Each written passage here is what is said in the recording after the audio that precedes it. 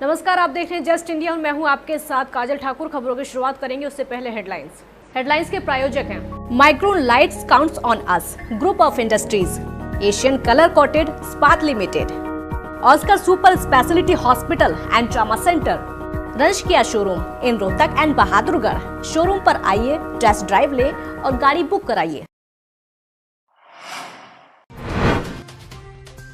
भारत में 81,000 के पार पहुंचा कोरोना संक्रमितों का आंकड़ा। हरियाणा में 800 के पार कोरोना के मरीज। फरीदाबाद में एक बच्ची को भी हुआ कोरोना।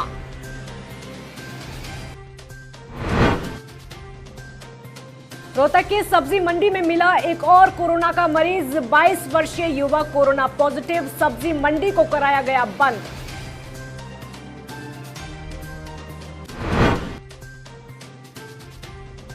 अनिल विज ने ममता बनर्जी पर साधा निशाना। कहा, ममता बनर्जी को इकोनॉमिक्स की जानकारी नहीं। सीएम ममता ने आर्थिक पैकेज पर उठाए सवाल।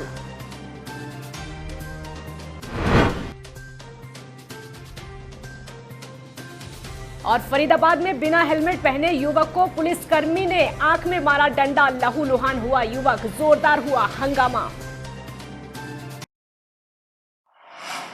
रोहतक में कोरोना के आंकड़े बढ़ने शुरू हो गए हैं। लगातार 24 घंटे में 2 कोरोना के मामले निकलकर सामने आए हैं। स्वास्थ्य विभाग में हड़कंप मचा हुआ है। रोहतक की नई सब्जी मंडी में स्थित दुकान नंबर 24 में काम करने वाले 22 वर्षीय युवक कोरोना पॉजिटिव हो चुका है। आपको बता दें, केवल 22 साल का युवक है जिसकी कोरोना पॉजिटिव रिपोर्ट आई है। इसके बाद स्वास्थ्य विभाग हरकत में आया है और युवक को अस्पताल में भर्ती करा दिया गया है। इससे पहले भी आपको ये बता दें कि सब्जी मंडी से ही एक केस निकलकर सामने आया था और अब सब्जी मंडी से दूसरा कोरोना पॉजिटिव मिलने के बाद प्रशासन के हाथ पांव फूल गए हैं। नोडल अधिकारी भी सब्जी मंडी पहुंच चुके हैं और सभी दुकानों को बंद करा दिया गया है। सब्जी मंडी में जितनी भी दुकानें हैं उन सबको बंद करवा दिया गया है।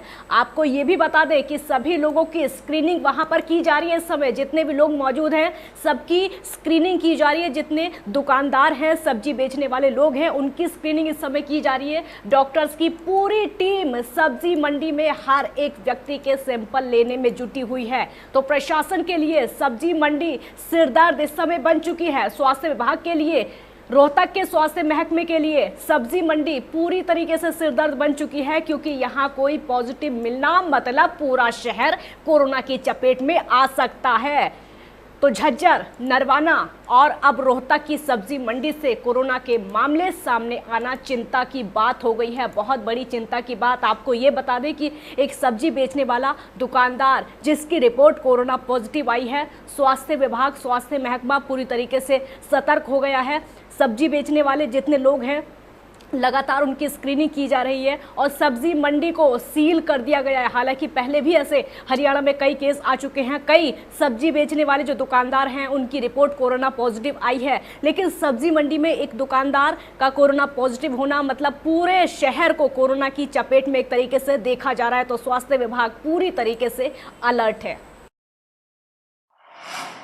देश भर में कोरोना वायरस से संक्रमित मरीजों की संख्या लगातार बढ़ती जा रही है। केंद्रीय स्वास्थ्य एवं परिवार कल्याण मंत्रालय की ओर से जारी आंकड़ों के मुताबिक देश भर में कोरोना पॉजिटिव मामलों की कुल संख्या जो है 81,000 के पार हो गई है और 2,600 से ज्यादा लोगों की मौत हो चुकी है। वहीं हरियाणा में कोरोना पॉजिटिव मरीजों का आंकड़ा 800 पार करते हुए 824 हो चुका है। आपको ये बता दें कि 28 नए मामले भी सामने आ चुके हैं। इनमें सबसे ज़्यादा यानी 18 मरीज अकेले फरीदाबाद में मिले हैं। इसके अलावा गुरुग्राम में 4, झज्जर में 3, करनाल में 2, महेंद्रगढ़ में 1 मरीज मिला है और वहीं 21 पुराने मरीजों को अस्पताल से छुट्टी भी दे दी गई है। तो ठीक होने वाले मरीजों का आंकड़ा 439 पहुँच गया है। फरीदाबाद में मिले 18 मरीजों में 1 साल की बच्ची भी कोरोना पॉजिटिव पाई गई है। इसके साथ साथ एक पुलिसकर्मी पॉजिटिव मिला है। गृह मंत्री अनिल विज ने पश्चिम बंगाल की मुख्यमंत्री ममता बनर्जी द्वारा पीएम राहत घोषणा को जीरो बताने पर तंज कसा है। क्या कुछ कहा है, आइए आपको भी दिखाते हैं। ममता बनर्जी ने जो प्रधानमंत्री ने राहत डिक्लेयर की है 20 लाख करोड़ रुपए की, उसमें उनको सिर्फ जीरो नजर आ रहा है और कुछ नहीं। उनको अपना प्रतिबिंब नजर आ रहा है। और शायद उनको इकोनॉमिक्स की जानकारी नहीं है। विपक्षी पार्टियां जीडीपी का केवल 5 या 6% की राहत मांग रही थी। प्रधानमंत्री नरेंद्र मोदी जी ने जीडीपी का 10% यानी 20 लाख करोड़ रुपया दिया। इसका इनको स्वागत करना चाहिए। हर बात में राजनीति अच्छी नहीं होती। कोरोना काल में जो हमारे अर्थव्यवस्था को धक्का लगा है, ओल्ड फरीदाबाद के बाड़ मोहल्ले नाके के पास उस समय हंगामा हो गया जब एक पुलिसकर्मी ने युवक की आंख में डंडा मार दिया और वो जख्मी हो गया। घायल युवक का वीडियो लगातार सोशल मीडिया पर वायरल हो रहा है। युवक की गलती ये थी कि वो बगैर हेलमेट स्कूटी पर सवार था। वो 2 लोग स्कूटी पर जा रहे थे। पुलिसकर्मी ने उसे रोक लिया। पूछताछ के दौरान दोनों पक्षों में काफ़ी कहासुनी हो गई। इसी बात से नाराज पुलिसकर्मी ने उसकी आंख के पास डंडा मार दिया, जिससे युवक घायल हो गया। तो आसपास के लोगों ने वहां पहुंचकर जमकर हंगामा भी किया। मामला मीडिया में आने के बाद पुलिस अधिकारी मामले को रफा दफा करने में जुट गए। कोरोना वायरस को लेकर रादौर के सरकारी हॉस्पिटल में 45 लोगों की रैंडम टेस्टिंग की गई है। इनमें स्वास्थ्य कर्मियों समेत अन्य राज्यों से आने वाले ओपीडी में खांसी, जुकाम और बुखार से संबंधित मरीजों की टेस्टिंग की गई है। इस बारे में जानकारी देते हुए एसएमओ डॉक्टर विजय परमार का कहना है कि इस टेस्टिंग के जरिए ये अंदाज़ा लगाया जाएगा कि कोरोना की क्षेत्र में क्या स्थिति है। इसमें विभाग के वो स्वास्थ्य कर्मी भी शामिल हैं जो कि नाके पर ड्यूटी कर रहे हैं। उन्होंने ये भी कहा कि 45 लोगों की रैंडम टेस्टिंग की गई है। वहीं रादौर क्षेत्र से अब तक 83 लोगों की कोरोना की रिपोर्ट भेजी गई थी जो कि नेगेटिव आई है। इसके अलावा नाकों पर टीम द्वारा 4000 से ज़्यादा लोगों की स्क्रीनिंग की गई है, जबकि गांव में मोबाइल हेल्थ टीम द्वारा 10,000 से ज़्यादा लोगों की घर घर जाकर स्क्रीनिंग की जा चुकी है। तो कोरोना वायरस को लेकर स्वास्थ्य विभाग पूरी तरह अलर्ट है, इसलिए विभाग किसी भी तरह की कोताही नहीं बरतना चाहता। एहतियात के तौर पर ही समय समय पर आने वाले दिशा निर्देशों के अनुसार इस प्रकार की कार्रवाई की जा रही है।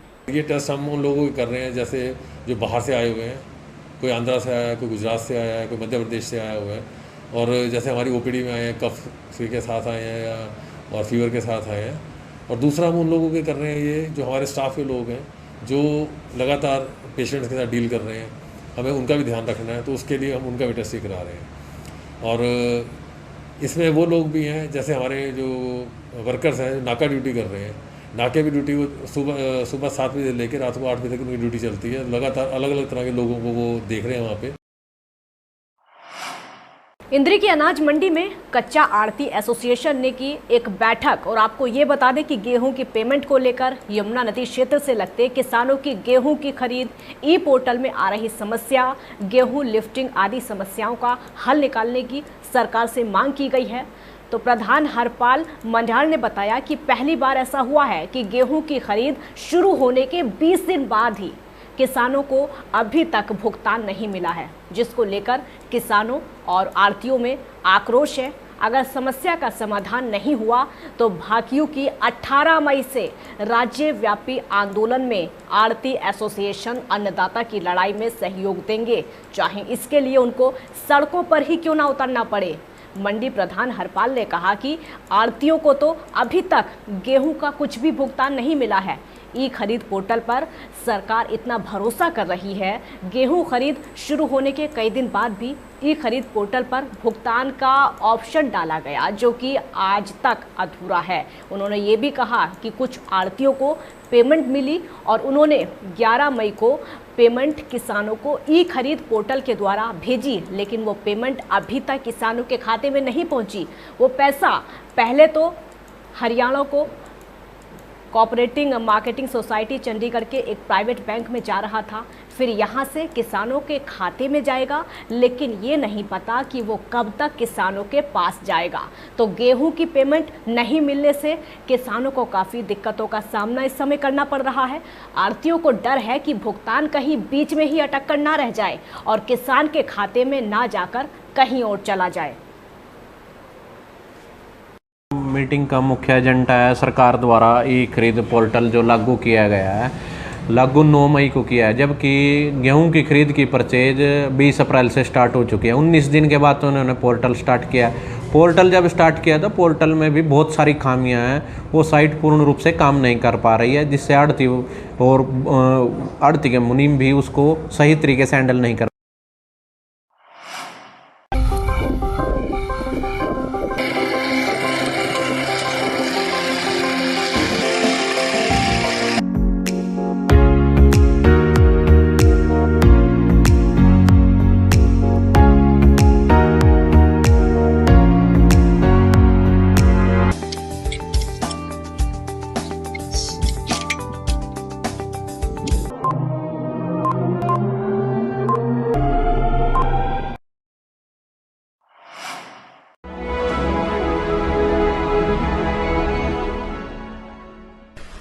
चाचा, आपने नया घर बनवाया है तो घर की छत पर कौन सी शीट लगवाई है?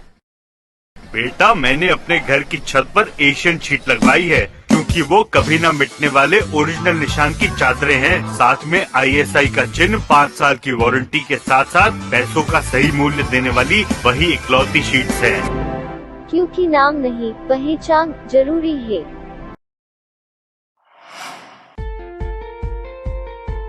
Be Fast Fit, India's fastest growing fitness chain, now at Rohtak D Park and biggest fitness club. Services like cardio, full strength and free weight stations, CrossFit, group classes, aerobics, yoga, Tabata training, high intensity training with professional trainers, steam bath and sauna bath. Be Fast Fit, be the best of yourself. Right to addition reserved.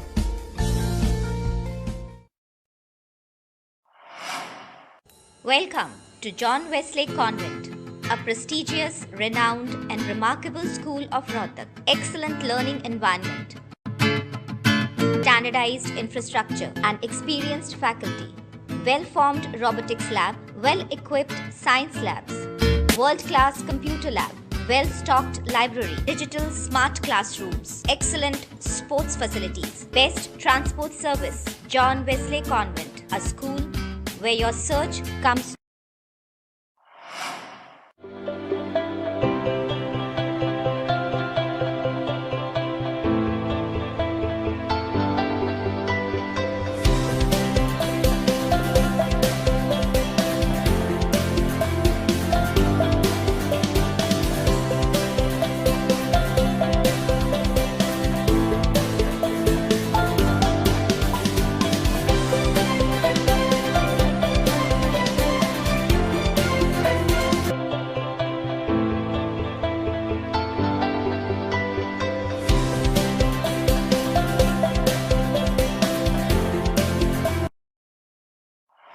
खबरों में फिलहाल इतना ही। देखते रहिए just India. नमस्कार।